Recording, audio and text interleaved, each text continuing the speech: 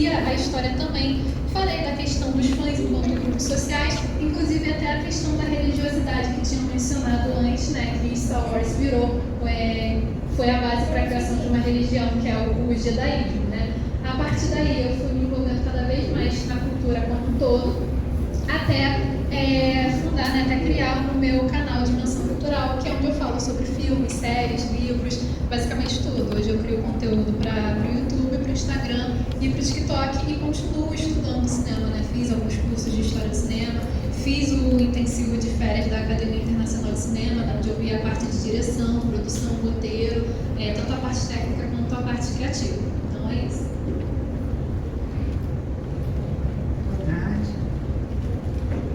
Eu sou astrônoma aqui do Planetário desde 2006, sou formada em astronomia, fiz mestrado em História da Ciência, estou na luta e pretendo terminar o meu doutorado também em História da Ciência e atualmente faço algumas outras coisas, né? Além disso, atualmente eu estou na diretoria da Sociedade Interamericana de Astronomia das Culturas e que eu amo de paixão fazer mesmo, assim, amo tudo aqui no Planetário, mas o que eu amo mesmo mesmo fazer exposições. Então, eu já fui curadora de 2 exposições aqui, a Filhos do Sol, Filhos da Lua.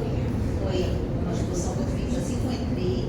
E agora também fui curadora dessa exposição que está aí no museu, vocês devem ter visto, Cosmologias Afro-Pindorâmicas, que é a minha paixão, é o meu objeto de estudo, a astronomia das culturas, né? Então, eu estudo essas astronomias não hegemônicas, né? Essas astronomias indígenas, africanas, afrodescendentes. Então, é isso que me faz muito feliz. E também a ficção científica.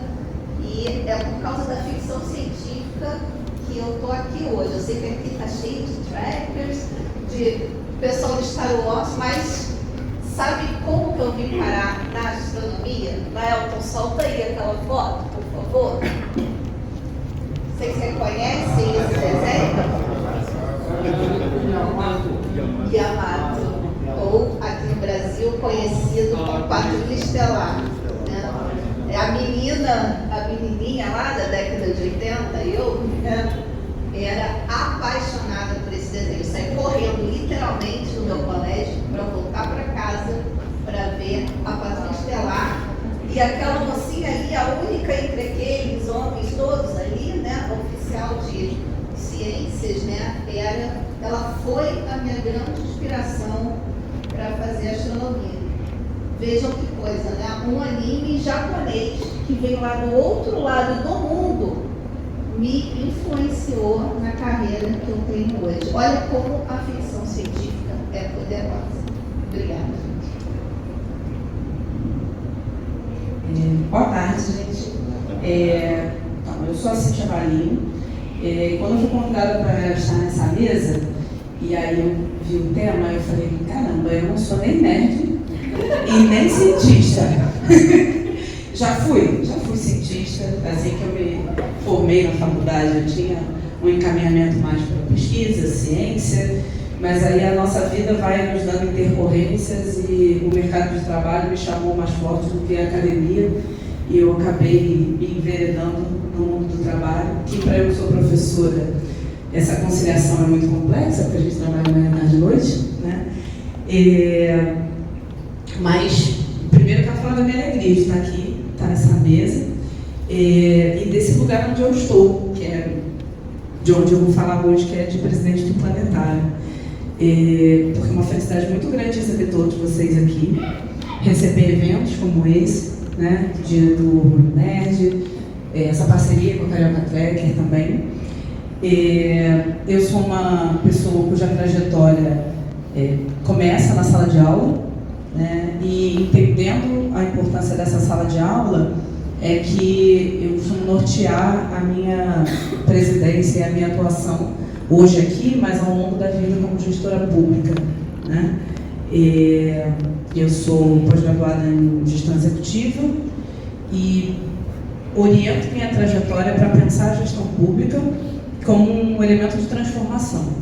A partir dos lugares onde a gente está e onde a gente atua, quais são as oportunidades e as necessidades de transformação onde a gente vai atuar, porque Eu, como me defini ali na mini-bio, sou uma militante, e da mesma forma que sou militante política, também sou uma militante administrativa, posso dizer assim. Então, procuro orientar minha atuação dessa forma, e como a gente pode utilizar os espaços onde a gente está para provocar transformações necessárias. E transformações necessárias para que, por exemplo, as novas Flávias não sejam as únicas, né, nesses espaços. Para a gente que é mulher em espaço de poder, em espaço de ciência, eu também como uma mulher negra, a gente sabe a complexidade de ser a única ou ser a primeira, né? Então, a partir disso que eu oriento minha trajetória como gestora pública.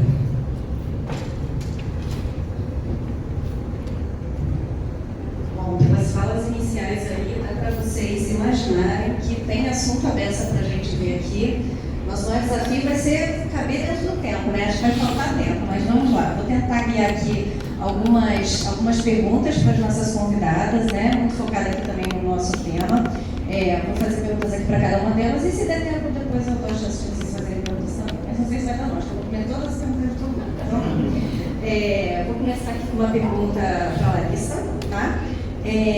Você percebeu mudanças na representatividade feminina dentro da cultura média nos últimos anos? E o que você acha que ainda pode evoluir?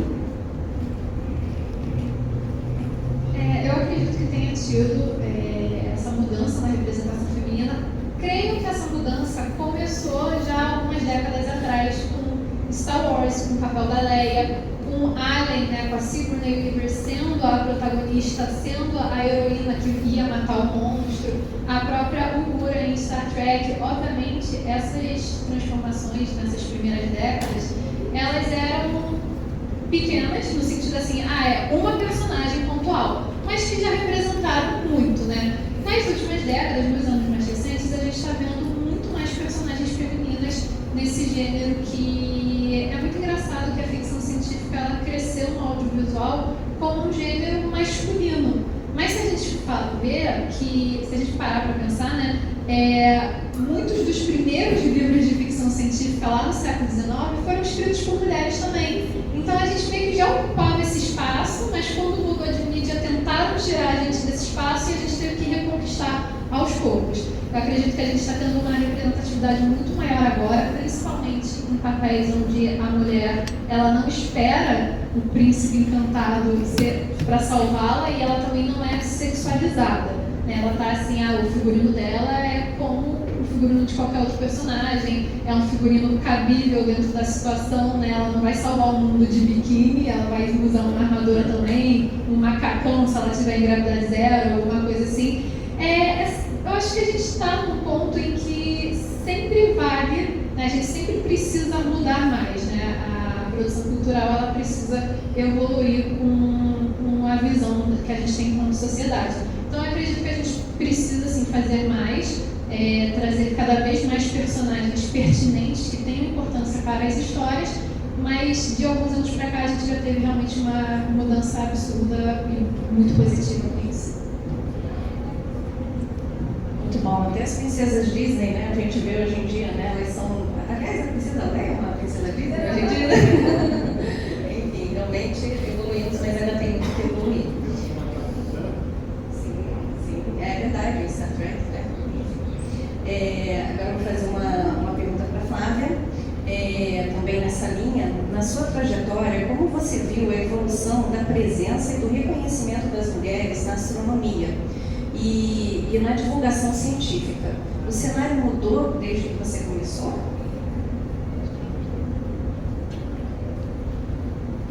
Sem dúvida, o cenário mudou. Quando eu entrei na faculdade, para você ter uma ideia, foi em 91, eu não tinha conhecimento de nenhuma astrônoma.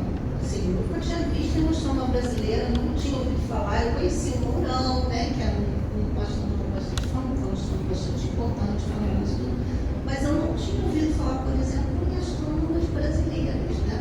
Hoje a gente já conhece várias, estão aí na mídia, né? A Luília de Mello, por exemplo, uma grande inspiração para a gente, né? Luília que descobriu supernovas, trabalha na NASA, faz um trabalho super importante. Então hoje a gente tem muitas diferenças já de mulheres na astronomia, não só na astronomia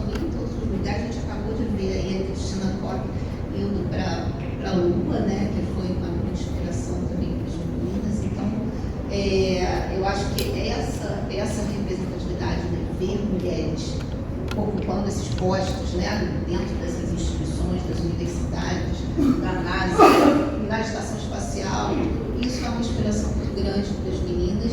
E eu acho que a gente também está vendo frutos hoje em dia de vários projetos de incentivo de meninas na ciência, né? Então a gente tem, e aqui eu vou fazer uma propaganda, assim, eu tenho muito orgulho disso. Nós aqui no Planetário fomos uma das primeiras instituições a fazer um evento grande de mulheres e meninas na ciência. Chamamos astronautas, chamamos a engenheira que fez o robozinho que foi para Marte, e foi um evento lindo que a gente fez. Então, assim, com essas atividades, né? Então, por exemplo, eu tenho Astrominas, né? Tem várias atividades de meninas, incentivando meninas na ciência, né? Eu acho que isso também está abrindo muito, né, esse leque para que as meninas se sintam à vontade, se sintam representadas, e sintam que possam estar naqueles lugares também, né? Então, acho que a gente melhorou, ainda temos muito a evoluir, né? Eu trouxe até alguns dados, se não puder colocar. A gente tem ainda um déficit grande. Por exemplo, quando eu entrei na astronomia, éramos só 3 meninas numa turma de 30. Hoje, por exemplo, já tem mais ou menos 50% de meninas entrando no curso de astronomia. Então, a gente já consegue ver que isso foi uma evolução grande, né? Então, só alguns dados para vocês verem que a gente realmente evoluiu, mas ainda temos muito a caminhar, né? Então, por exemplo, alguns dados mais recentes, né, as mulheres ainda ganham 21% menos do que os homens, a desigualdade maior é na ciência. Pode passar, Noel. A distribuição de cargos gerenciais também, né? Você vê que aqui, 60% dos homens, 39% das mulheres, ainda tem uma defasagem grande, né? Pode ir, né? As horas que as mulheres dedicam ao trabalho doméstico, né? Muito mais horas do que os homens. A gente ainda tem essa questão cultural, né? De que as mulheres estão com toda essa sobrecarga do trabalho em casa, de cuidar dos filhos, de cuidar de idosos. Então, essa é uma mentalidade que tem que mudar também. Pode ir, né? E na própria SAB, né, com a Sociedade Astronômica Brasileira, a gente ainda tem uma diferença bastante grande, percebam a quantidade de homens, né, e a quantidade de mulheres que nós temos na SAB hoje, né, como pesquisadores. Então, a gente ainda tem aí um bom caminho pela frente. Pode ir mais um, né, por favor.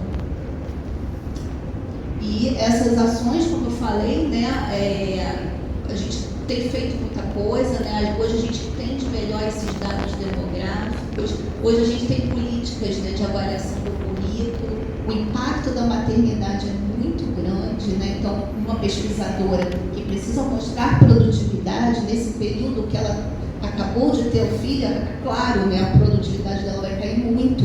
Isso acaba impactando na avaliação dela, e ela acaba, às vezes, deixando a carreira. Então, hoje a gente tem políticas para manter a mulher, né, nas carreiras, mesmo passando por esse período da maternidade. Hoje a gente tem as bolsas, já prevêem um período de licença maternidade. Antigamente as bolsas de mestrado e doutorado não previam um período de licença maternidade. Hoje a gente já tem algumas iniciativas de creches dentro das universidades para que as mães possam se manter, né, estudando na universidade, o que é muito importante também.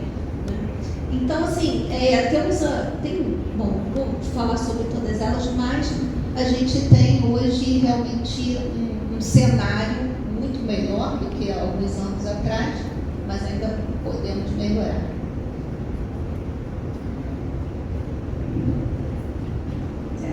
Ainda nessa linha aí, queria saber aí da Cíntia, qual é o peso de ver uma mulher com a sua trajetória liderando uma instituição de ciência como a Planetária?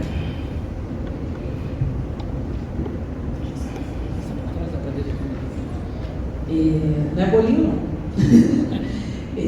Mas, assim, acho que é importante destacar que eu não sou a primeira mulher presidente do Planetário, ainda bem, né? Essa instituição já foi liderada por outras mulheres. em que pese a minoria das mulheres na astronomia, né, a Flávia é a nossa única astrônoma, né, todos os demais astrônomos são homens. E aí eu retomo um pouco da minha fala inicial, né? Nós que pertencemos a algum tipo de minoria social, se somos mulheres, se somos negros, se somos pessoas com deficiência, é difícil da gente dissociar a nossa atuação profissional de uma militância, porque a gente entende exatamente as dificuldades, né, dessas trajetórias, como a Flávia está colocando aqui, de uma desigualdade numérica, de uma desigualdade salarial, de uma desigualdade de oportunidades, e aí isso começa desde o ambiente escolar, né? O Planetário do Rio hoje, ano passado, né, nós atingimos um público aí de cerca de 160 mil pessoas. 60% a 65% desse público é um público escolar. Então, não tem como dissociar, olhar, sentar-se na presidência do Planetário sem pensar o papel dessa instituição desde a formação escolar, né? Ainda que nós não sejamos um ambiente de educação formal, nós estamos aí na complementação da educação. Professores buscam o Planetário como um local de atividades extracurriculares e como um planetário, mas também como um museu, a gente não pode se furtar do papel de inspiração. Então, esse espaço, pensar a presidência do Planetário, pressupõe pensar um espaço museal, uma construção de exposições e até, e principalmente, de equipe que consiga inspirar essas meninas que vêm ao Planetário para se reconhecerem nesse espaço, para se enxergarem aqui e se verem pertencentes, né? A Flávia não falou, mas ela também é idealizadora da exposição das mulheres na ciência, que está aqui no terceiro piso. Não sei se todos já tiveram a oportunidade de ir lá. A Flávia e a Ana, que também é astrônoma, mas era a nossa mediadora, a nossa planetarista. Então, para que as meninas consigam vir a esse espaço, olhar e se reconhecer e se inspirar. Quando a Mariana, que é uma das nossas designers, está ali, né, pensa naquele espaço instagramável que está lá na parede do terceiro piso, para que as meninas possam tirar uma foto ali com uma frase em cima: eu sou a próxima a fazer parte dessa história. A gente está pensando intencionalmente o espaço do Planetário do Rio para essas meninas que vêm aqui, tanto de visitação espontânea, mas também, principalmente, para essa visitação escolar. Porque isso vai voltar e reverberar nesse ambiente de sala de aula, nesse ambiente escolar, né? E isso vai trazer debate, inspiração e pensamento para essas meninas. E isso já está norteando também o nosso pensamento para a construção do novo planetário, né? Quando a gente estava começando a construir o conceito de reforma do novo planetário, que daqui a 2 anos vocês virão aqui, será um espaço completamente diferente, também a gente pensa a partir desse local de importância, de entender como a gente vai refletir essas mulheres que estão na trajetória da ciência, mas que muitas vezes estão ali numa marginalidade dessa história, no sentido de serem olhadas mais à margem e não no centro da produção dessa ciência, e de não encontrarem locais de destaque dentro desses espaços, desses museus de ciência, né? Então, acho que representatividade e inspiração são as 2 maiores responsabilidades de quem está sentado na cadeira da presidência do Planetário.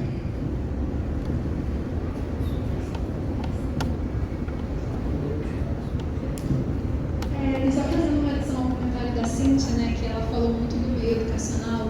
Eu passei 8 anos trabalhando como professora da educação básica, de ensino fundamental e ensino médio.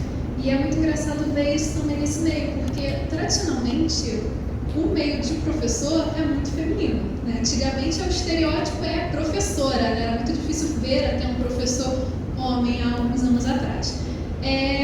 E por mais que, se a gente fizesse as contas, pelo menos na minha experiência nas instituições que eu trabalhei, ainda tivesse mais professora do que professor, nas turmas consideradas elitizadas pela instituição, quais são as turmas de concurso? Vestibular, militar, a maior parte do quadro dos professores são homens. Ou seja, nenhum espaço que é tradicionalmente nosso é nosso. Aí deixa eu ver. Não, e vou além, tá? Se você olhar a estrutura, por exemplo, de secretarias de educação, que são compostas majoritariamente por mulheres, você vai ver que as mulheres estão ali na sala de aula, mas quando você olha para os cargos de liderança, e eu nem estou falando da direção escolar não, tá? Estou falando da alta liderança das secretarias de educação. Via de regra, os maiores cargos são ocupados por homens também.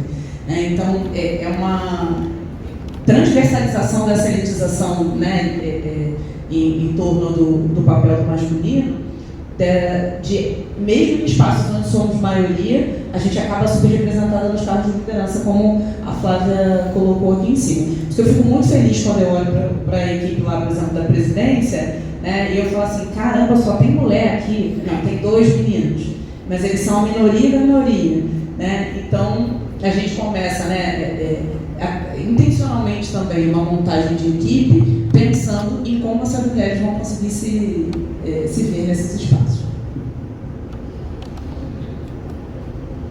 Acho que é isso, né? Conquistamos bastante coisa, mas ainda tem muito que conquistar aí para as nossas badawans e alferes que estão vindo por aí, né? Então vamos lá, continuando aqui com as perguntas, vou voltar aqui para a Larissa.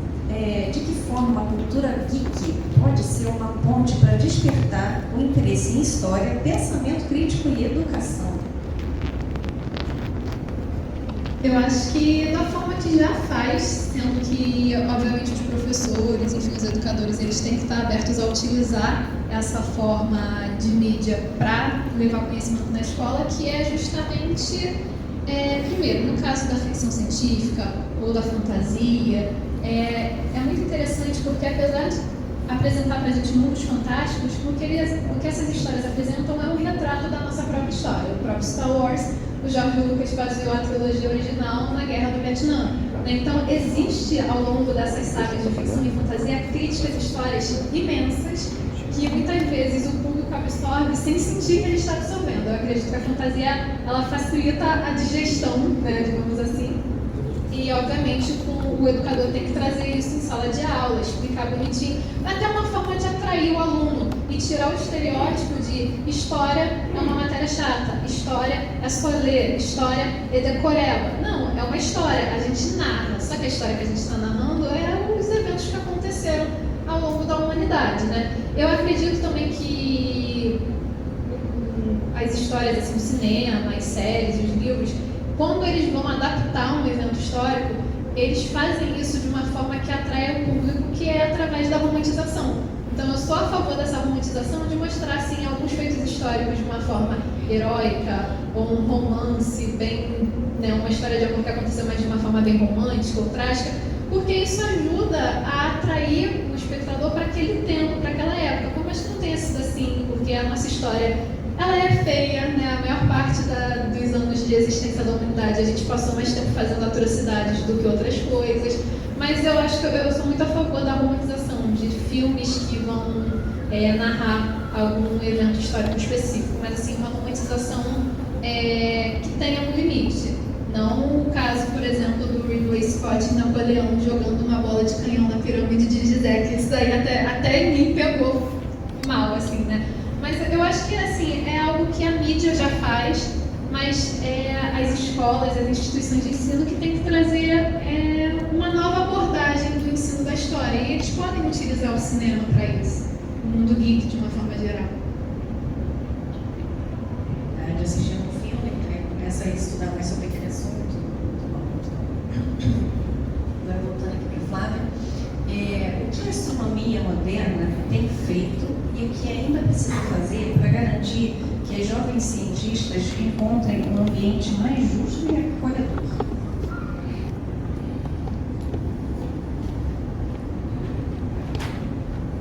Bom, acho que tem essas novas políticas de apoio às mulheres na universidade, especialmente as mães, né, como eu já tinha adiantado, né, essas licenças de maternidade para as bolsistas que não havia antes, né. De qualquer forma, assim, acho que precisa se fazer muito mais, assim, muitas de nós entramos na universidade e muitas de nós abandonamos, e eu vi isso acontecer na minha turma, muitos alunos abandonaram por falta de condições mesmo financeiras de se manterem na universidade. estágio. Então, acho que precisa de políticas de apoio para manter esses estudantes na universidade, né? E no caso das meninas, né, esse apoio também para as que são mães, para que possam continuar estudando. Eu acho que, já pensando na educação básica, estimular as meninas desde o início, né? A gente tem uma cultura que, assim, por exemplo, estimula muitos meninos a brincarem de Lego, né? A brincarem, né, de coisas mais criativas, coisas que não estimulam tanto as meninas. Então a gente precisa mudar também essa cultura, né, de estimular as meninas também a brincarem de Lego, brincarem de coisas, né, de construção, fazerem aula de robótica, né, fazerem aulas de, né, para mexer em computadores e tudo, né, desde muito pequenas, né, para quebrar um pouco essa ideia também de que que menina não é boa em matemática, menina não é boa em física, menina... E assim, eu já escutei isso dentro da universidade. Tenho colegas que escutaram coisas do tipo também, o que é um balde de água fria, né? Você enfrenta mil dificuldades para chegar na faculdade, chega lá e ouve um negócio desse, né? Então, a gente precisa de muita política de apoio e as mulheres que já estão dentro dessas instituições também dar a mão para essas meninas que estão chegando, essas jovens pesquisadoras, essas jovens cientistas que estão chegando, né? Porque eu acho que a gente precisa dessa sororidade também, porque muitas vezes a gente entende o que aquela menina está passando, né? Um homem não vai entender, então acho que a gente precisa dessa rede de apoio dentro da universidade, com cada vez mais mulheres ali, dentro das instituições como de maneira geral, né? Museus, universidades, enfim, institutos de pesquisa, né? Eu acho que essa rede de apoio é muito bacana. E tem um movimento que eu estou começando a ver também, muito legal, na internet, que são as meninas, né, as jovens que estão na faculdade, que estão recém-formadas, né, também entrando nas redes sociais e falando um pouco, né, sobre a rotina delas, coisa e tal. Então, eu acho que isso também está dando mais incentivo para as meninas aí que estão entrando na universidade. E, gente, outro dia eu estava vendo uma estatística falando que assim, 75% das profissões do futuro vão estar ligadas de alguma forma às áreas de STEM, né? Ciência, STEM, quer dizer, essa sigla em inglês, né? Ciência, tecnologia, engenharia e matemática. Então, se você não estimula as meninas a entrarem nessas áreas, você está perdendo aí um campo de trabalho gigantesco, né?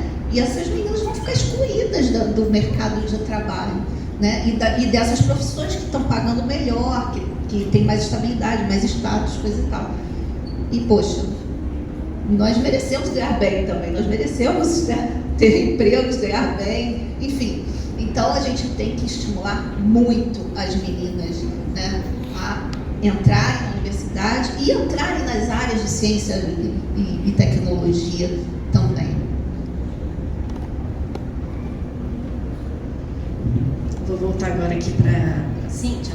Acho que você já falou um pouquinho aí sobre isso na sua primeira resposta, mas acho que é legal aqui a gente falar um pouquinho mais sobre isso, né? Que os museus e os espaços não formais de educação, como o Planetário, têm um papel único no aprendizado. A gente falou sobre isso aqui, né? Como esses ambientes podem ser usados estrategicamente para engajar e despertar o interesse das meninas pelas carreiras de ciência? Você consegue falar um pouquinho para a gente sobre isso? Sim. Então, acho que uma das grandes efetividades de qualquer medida que a gente resolve tomar é sempre a intencionalidade, né? Acho que o primeiro ponto que tem que estar claro é que o museu ele é um espaço intencional. Ele precisa ser um espaço intencional. E um espaço intencional pensado para dialogar com a sua principal finalidade, mas também fazendo inter-relações com outros pontos que, em tese, não seriam os seus pontos principais. E aí, pensar em exemplos, né? O Planetário é um museu de ciência. Eu tenho 65% do nosso público escolar e eu vou receber aqui crianças que amam astronomia, amam ciências e sabem disso. Crianças que não sabem que gostam porque ainda não entendem a completude do campo da ciência, e crianças que já sabem um bocado para entender que não gostam, né? E ok, Isso é de boa, né? Se todo mundo gostasse da parte mais técnica, que seria a parte das humanas, ou que seria das biológicas, enfim. Então, acho que a construção de um espaço, né, como o Planetário e o Museu do Universo, ele precisa ter um diálogo de intencionalidade para dialogar exatamente com esses públicos. Aquele que sabe o que veio procurar aqui, aquele que ainda nem sabe o que veio procurar aqui e aquele que veio porque foi obrigado, né? Então, eu preciso trazer uma intencionalidade para dialogar poesia com ciência, para dialogar história com a ciência exata, para dialogar diversos campos de conhecimento que vão atrair o olhar daquela pessoa que não sabe por que está aqui, daqui está odiando estar aqui, para um ponto de vista e pensar, mas espera aí, talvez eu não odiasse, talvez eu não tivesse olhado por essa perspectiva, ou caramba, eu vim para o lugar certo sem nem saber. Então a gente precisa construir um ambiente de museu, de forma geral, mas aí falando aqui do Museu do Universo, do Planetário, para dialogar outros campos e trazer esse olhar para a ciência daqueles que nem sabem o que estão fazendo aqui. Mas também para dialogar com aqueles e aquelas que sabem exatamente o que estão fazendo aqui, né? No dia que a gente fez o lançamento das 4 exposições que estão lá no 3º piso, que ainda não foi ver, vá, por favor, porque são as últimas 4 que a gente está inaugurando antes de fechar para a obra, então não deixem de ir tirar foto, contemplar, guardar na memória. A gente estava recebendo uma turista, porque é isso, né? A gente é um espaço educacional, científico, de acervo, né? Históricos e turístico. A gente estava recebendo uma menina turista, 11 anos, estava com a família, visitando o Rio de Janeiro, e a avó falou, ela disse que precisava vir ao Planetário, porque ela quer ser astrônoma. Maravilha. Subiu, foi lá, viu as exposições, e aí a Dani, que é a nossa chefe de gabinete, falou assim, não, eu vou trazer a Flávia aqui para você conversar. Ela conversou com a Flávia, ela foi lá, ela tirou aquela foto lá, eu sou a próxima a entrar para a história. Então é o público que sabe exatamente o que está fazendo aqui. E a gente tem uma intencionalidade nesse espaço. E como museus, a gente também precisa buscar o diálogo com a educação formal, né? A gente aqui tem uma missão institucional que a gente dá consultoria, por exemplo, para a produção do material didático das escolas da SME. Então, o conteúdo de astronomia que vai para o material produzido pela Rede Municipal do Ensino, ele tem a consultoria do Planetário. Então, essa intencionalidade que se encontra no museu, ela também está na nossa prática da consultoria do material, porque essa criança já vai vir para cá com outros olhares e outras perspectivas. Então, eu entendo que essa construção intencional ela é importante, mas esse acolhimento também, dessa dúvida, dessa atenção, dessa menina que está chegando aqui e fala assim, eu gosto de ciência, mas eu nem sei direito o que é astronomia, né? Então, mas o que você gosta? Como é que eu posso te ajudar? Como é que eu posso dialogar?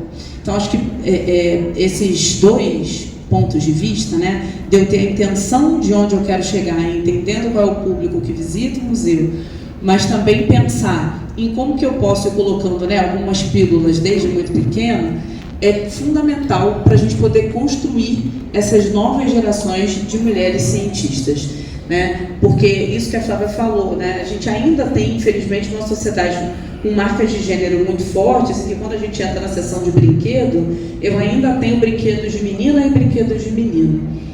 E se o mercado produz essa intencionalidade de acentuar as nossas marcas de gênero, nos colocando em caixinhas e nos dando papéis, eu acho que nós, como espaços museais, temos que fazer o caminho contrário, de ter uma intencionalidade de quebrar essa marca de gênero, né? Porque, eventualmente, eu posso até gostar de brincar com aquele banco de brinquedo rosa que está lá na sessão, mas não é esse papel que podem me imputar, não é esse papel que me cabe, esse papel que eu posso escolher. E aí, se nós, como espaços, né, museais, fizermos a intencionalidade oposta, destruindo essas caixas que colocam mulheres com perfil tal, homens com perfil tal, a gente consegue dar uma boa provocada e uma boa mexida nessa cientista interior dessas meninas, que talvez elas nem saibam que existe ainda. Muito bom, obrigada. Como é que estamos de tempo aí? Quem é que tem o horário, né, Elton? Como é que está aí de tempo? 20 minutos? Ah, que bom então, gente. Vamos lá. Bom, acho que então eu posso abrir para perguntas. Alguém quer fazer perguntas aqui para as meninas? Opa, pode vir aqui, por favor, porque o microfone não chega até aí.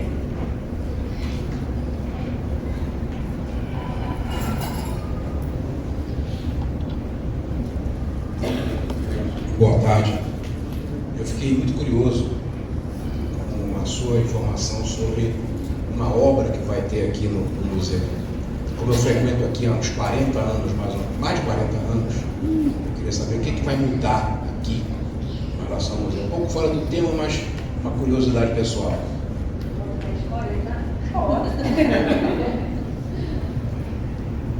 Vamos lá. A última grande obra que o Planetário do Rio passou foi em 1998 com a sua expansão, né? A construção aqui do lado de cá, onde abriga o Museu do Universo, e a cúpula Calceiro.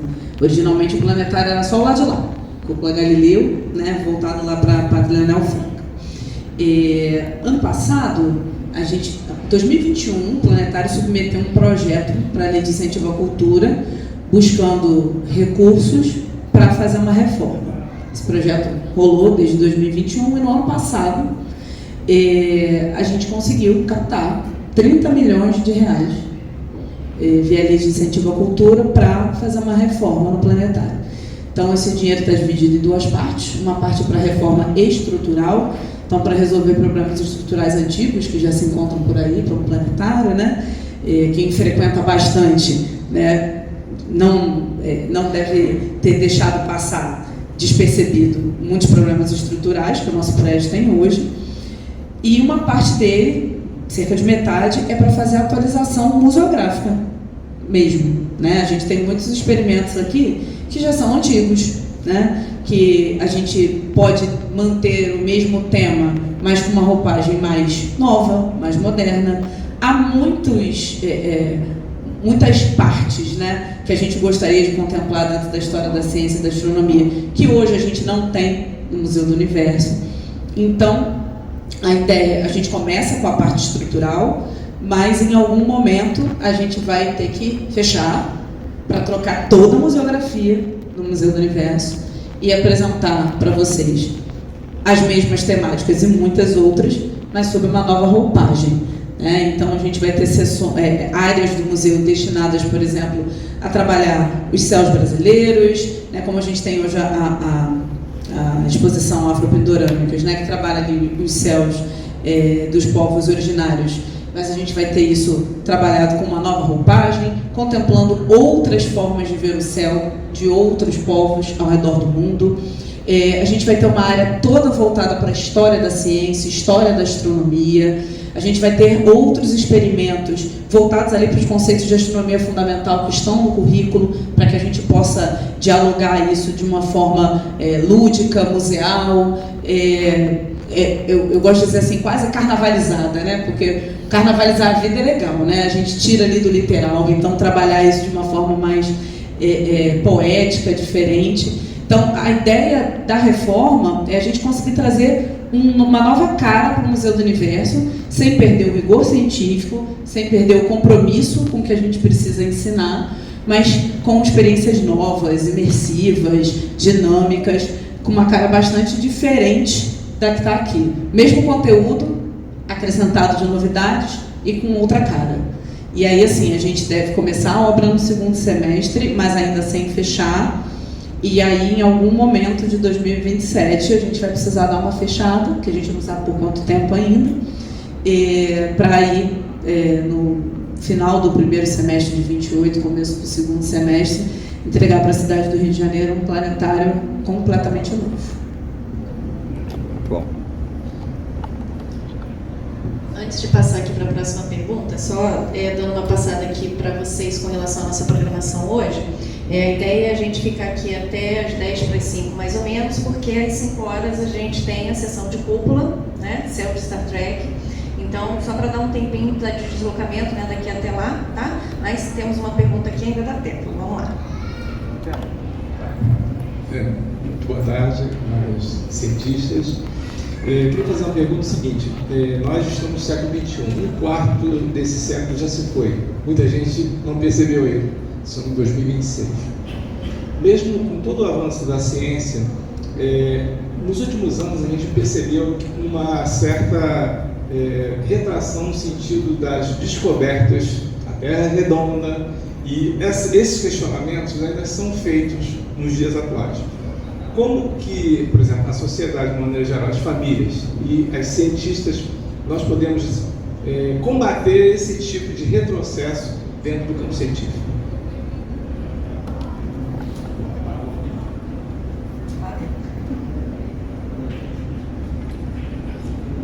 Com muito diálogo, muita divulgação científica, muitos museus de ciências e estar junto com a educação paciente, estar junto com os professores de educação básica. Eu acho que um problema que a gente tem hoje no ensino de ciências, eu tenho visto bastante isso, é que o ensino de ciências ele é muito desacoplado da história da ciência. Então, por exemplo, outro dia eu estava conversando com um amigo meu que é professor de física do CAP há muitos anos, e ele estava me falando que um aluno dele, ele estava falando sobre geocentrismo, heliocentrismo, e aí um aluno dele falou assim: mas como é que ele falou? Esse Ptolomeu era muito burro mesmo, como é que ele não percebeu que era heliocêntrico? E aí esse meu amigo virou para o aluno e falou assim: olha só, essa teoria ela durou mais de 1000 anos. Então, ele não era tão burro assim, porque não era só ele que estava pensando assim, era todo mundo.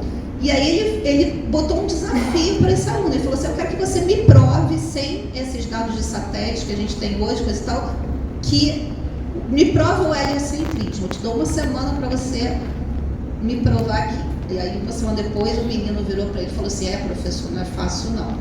Então, eu acho que muito do que ocorre é porque a gente não tem ideia dos processos históricos, né? Eratóstenes já tinha falado sobre, né, enfim, a Terra ser redonda há muito tempo atrás, né? E isso acaba meio que se perdendo aí ao longo da história e do processo educacional, né? Então, eu acho que hoje, cada vez mais, isso para mim é claro, assim, o ensino de ciências não pode ser desvinculado do ensino de história das ciências. Precisa se compreender esses caminhos e descaminhos da ciência, porque os descaminhos ensinam muito também, né? Os erros ensinam muito também. Então, hoje, como educadora museal, assim, por exemplo, no novo museu, né, que a gente está pensando aí, no novo museu, acho fundamental que esses processos históricos, né, da ciência estejam ali, né, para que a gente não tenha, por exemplo, voltem essas teorias tipo terraplanistas, por exemplo.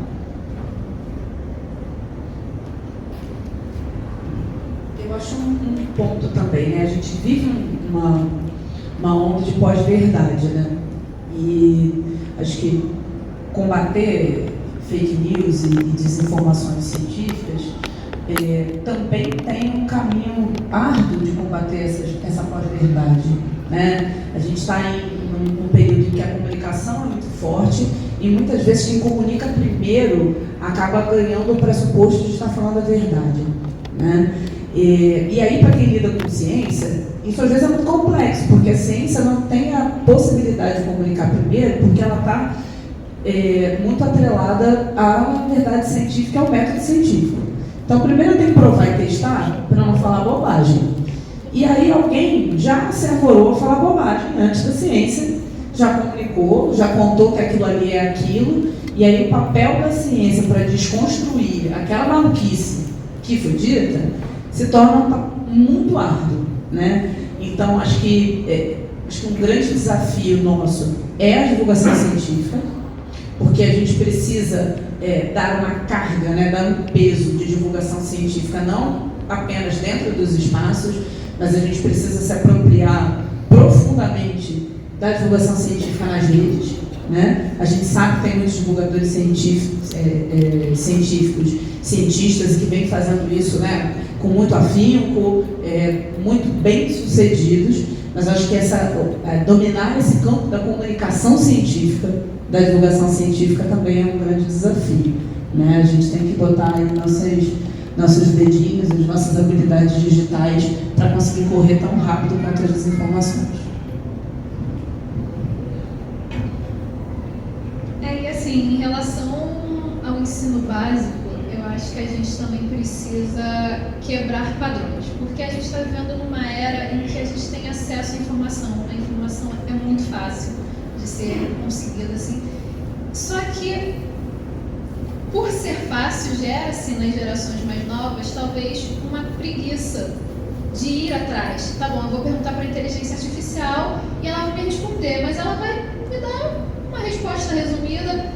Vai me satisfazer essa resposta? Por que eu não pergunto mais coisa para ela? Porque, posso conversar com a inteligência artificial, mas por que eu não vou aprofundando essa conversa? E eu acho que uma coisa que também acaba colaborando para essa preguiça é a forma como a educação básica está hoje, que a gente ainda está num tradicionalismo extremo, onde é você entrar numa sala de aula, encher o quadro, explicar, anotar no caderno, e é isso. Óbvio, os professores tentam trazer uma aula diferenciada, tentam fazer com que o aluno desenvolva o pensamento crítico, mas muitas vezes a instituição não permite, porque é um planejamento tão fechado, você tem que fechar a matéria em uma semana. Como é que eu consigo, sendo que história tem 2, 3 tempos semanais, como eu em 3 tempos semanais consigo fechar a Revolução Francesa inteira e fazer com que eles tenham um pensamento crítico do porquê a população se revoltou? Não dá. E basicamente hoje as instituições, elas ensinam o aluno a fazer prova. A função ali é, você precisa passar em algum concurso, seja vestibular, militar, escola técnica. Então, a gente tem que dar o conteúdo todo dentro do período, tem que fazer os 20 exercícios da apostila por capítulo que tem. Isso acaba quebrando também a vontade do aluno de assistir a aula e, consequentemente, existe essa preguiça em relação a buscar conhecimento. Então, assim, o mundo está em constante mudança e eu acho que a educação tinha que estar em constante mudança também, porque a gente vive desse jeito tradicional há mais de um século, então a gente tem que quebrar isso também. Olha, a gente podia ficar mais 1 hora de bater um papo, mas infelizmente acabou o nosso tempo. Particularmente eu, como geek, como mulher, como mãe de uma menina, amei a nossa conversa aqui. Queria agradecer muito a vocês por terem aceitado estar aqui com a gente. Queria pedir muitas palmas.